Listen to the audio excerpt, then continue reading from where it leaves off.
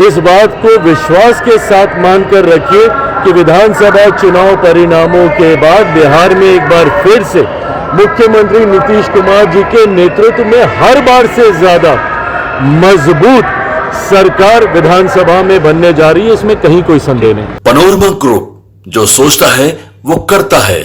वापस से अगला चुनाव हारने के लिए बहाना बनाया जा रहा है। इनको पता है कि अब इसके बाद ये लोग बिहार का भी विधानसभा का चुनाव हारने वाले हैं, तो उसकी भूमिका तैयार की जा रही है। और ये भूमिका इन्होंने हर बार जब जब चुनाव हारे हैं तब तब नए बहाने तलाशने का काम किया। अभी तक ईवीएम पे ये लोग पूरा ठीकरा फोड़ने का काम करते थे कि भैया ईवीएम फिक्स्ड है, ईवीएम की वजह से हम लोग चुनाव हार रहे हैं। अभी तक ये चलता था। अब वो बहाना पुराना हो गया, तो अब इन्होंने पिछले चुनाव से, महाराष्ट्र वाले चुनाव से अब एक नया बहाना, जिसका इस्तेमाल इन लोगों ने दिल्ली में भी करने का काम किया। अब उस बहाने के तहत ये लोग क्या कह रहे हैं कि फर्जी वोटर तैयार किए जा रहे हैं, और जिसकी वजह से हम लोग चुनाव हार रहे हैं। भैया आप 55 साल तक, आप लोग आज़ादी के 70-75 साल के इतिहास में 55 साल तक आप लोग सत्ता में आप लोग रहे। उसके बाद अगर आज देश की जनता आपको नकार रही है, तो जरूरत है आत्ममंथन करने की, ना कि बहाने तलाशने की, जो कि राहुल जी कर रहे हैं। सिर्फ और सिर्फ बहाना ये लोग तलाशते हैं कि इस वजह से हम लोग चुनाव हारे। अब ये मान के चलिए कि इन्होंने बिहार विधानसभा चुनाव में भी अपनी हार स्वीकार कर ली है, और आज जिस तरीके से एक अखबार में बड़ा सा अपना आर्टिकल छपाकर इन्होंने उसके लिए एक नया बहाना तैयार कर लिया है। बिहार में जब ये चुनाव हारेंगे तो उस पर भी ठीकरा इसी बात का फोड़ा जाएगा कि नए वोटर्स तैयार किए जा रहे हैं। भैया आप एलओपी हैं, आप हिस्सा हैं इस व्यवस्था का। जब चुनाव आयोग को जब चुना जाता है, जब इलेक्शन कमिश्नर को जब चुना जाता है, इन तमाम प्रक्रिया में आपकी भूमिका रहती है। तमाम ऐसी कॉन्स्टिट्यूशनल बॉडीज हैं जिसमें आपकी निर्णायक भूमिका रहती है। उसके बाद आप हर व्यवस्था पर आप सवाल खड़ा करेंगे, तो जरूरत है कि आप आत्ममंथन कीजिए। क्यों जनता आपको नकार रही है, इसके लिए सोचिए, ना कि बहाने कैसे तलाश किए जाए उसकी चिंता। आरक्षण को लेकर भी कहा है चिराग जी कि आरक्षण का जो सीमा है 50%, उसको बढ़ा दिया जाएगा जब हमारी सरकार आएगी तो, और जिसको जितनी जरूरत होगी उतनी आरक्षण दी जाएगी। बहुत अच्छी बात है भैया, बिल्कुल करें। पर इससे पहले किसकी सरकारें थी? आप ही की थी ना। एक पार्टी तो छोड़ दीजिए, एक परिवार से 3 प्रधानमंत्री थे, आपके परिवार के थे। आपके दादाजी थे, परदादा थे, दादी थी, आपके पिताजी थे, सब थे। लंबे समय तक 2014 से पहले 1 दशक तक आप ही के पार्टी की नेतृत्व वाली सरकारें थी। मुझे चिंता इस बात की होती है कि जब आप लोग विपक्ष में जाते हैं आपके स्वर बदल जाते हैं, जब आप सत्ता में आते हैं आपके स्वर बदल जाते हैं। आज जितनी चिंताएं हैं व्यवस्था को लेकर, सबसे पहली बार सीबीआई किसी सरकार का तोता है, ये किस सरकार में कहा गया था? किसकी सरकार थी उस वक्त? आज जब आप कॉन्स्टिट्यूशनल बॉडीज के ऊपर जब आप सवाल उठाते हैं, तो ये किसकी सरकार में कहा गया था कि भैया सीबीआई सरकार का तोता है? आप ही की सरकार में, यूपीए गवर्नमेंट थी उस वक्त, उसी वक्त कहा गया था कि भाई ये सरकार का तोता है। तो जब आप विपक्ष में चले जाते हैं आपको चिंता होने लगती है। उस वक्त आपको जातीय आधारित जनगणना की भी चिंता आएगी, उस वक्त आपको ये भी याद आएगा कि भैया कैसे आरक्षण के दायरे को बढ़ाया जाए, उस वक्त बिहार में कैसे हम लोग विशेष राज्य का दर्जा दे दें, ये भी अब आपको याद आएगा। तो जब 10 साल तक आपकी सरकार थी उस वक्त क्यों नहीं आपने तमाम व्यवस्थाएं बना ली? आज सिर्फ और सिर्फ ये चुनावी झुंझुना लोगों को दिखाने से नहीं होने वाला। लोग आपकी हकीकत जान गए, और इसीलिए कारण लोकसभा का चुनाव तो आप हार ही रहे हैं। एक के बाद एक अलग अलग राज्यों का चुनाव भी आप हार रहे हैं, और आने वाले दिनों में बिहार भी आप हारेंगे, बंगाल भी आप हारेंगे, असम भी। आप कह रहे हैं सरेंडर प्रधानमंत्री, राहुल गांधी कह रहे हैं कि सरेंडर प्रधानमंत्री, हर बात पे सरेंडर कर देते हैं। जाति जनगणना पे सरेंडर कर दिए, सीज फायर पे सरेंडर कर दिए। किस बात की मतलब ये बहस है?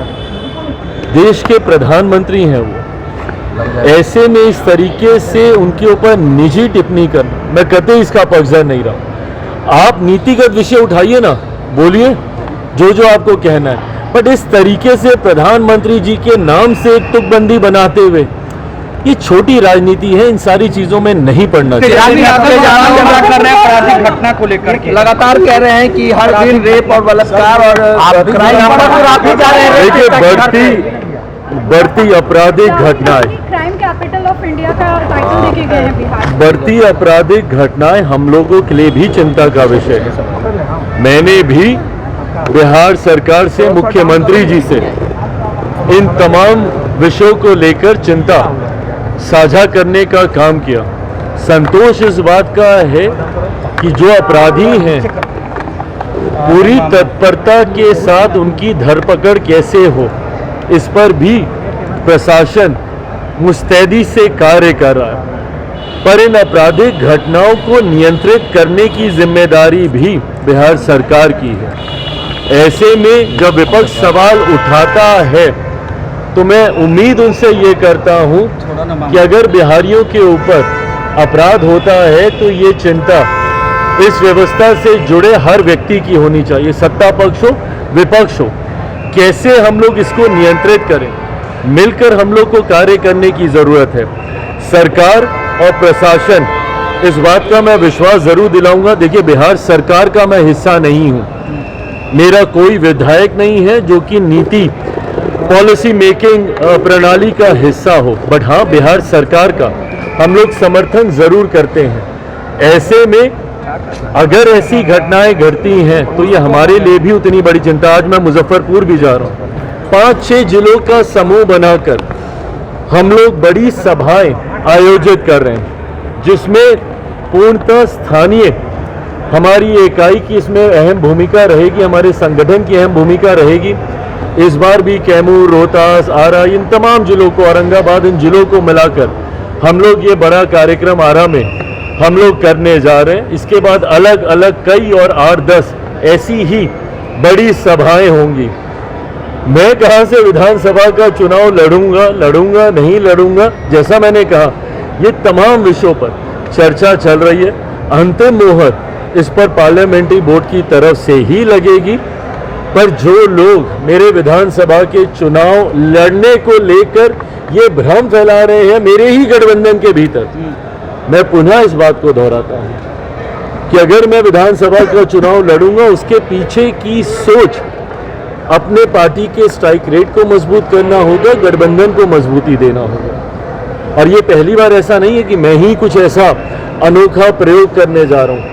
अलग अलग समय पे आपने देखा भारतीय जनता पार्टी, कई बड़े दल भी अपने राष्ट्रीय स्तर के नेताओं को विधानसभा का चुनाव लड़वाते हैं। लोकसभा में भी हम लोगों ने देखा, कैबिनेट मिनिस्टर्स ने अलग अलग समय पे विधानसभा के चुनाव लड़ने का काम किया। उसके पीछे की सोच अपने कार्यकर्ताओं में उत्साह लाने की होती है, गठबंधन और अपनी पार्टी के स्ट्राइक रेट को बेहतर करने की होती है। तो इसी दृष्टि के साथ इस विषय को लेकर चर्चा चल रही है।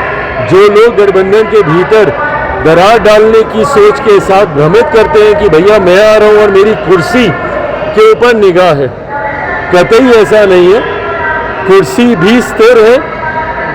इस बात को विश्वास के साथ मानकर रखिए कि विधानसभा चुनाव परिणामों के बाद बिहार में एक बार फिर से मुख्यमंत्री नीतीश कुमार जी के नेतृत्व में हर बार से ज्यादा मजबूत सरकार विधानसभा में बनने जा रही है, इसमें कहीं कोई संदेह नहीं।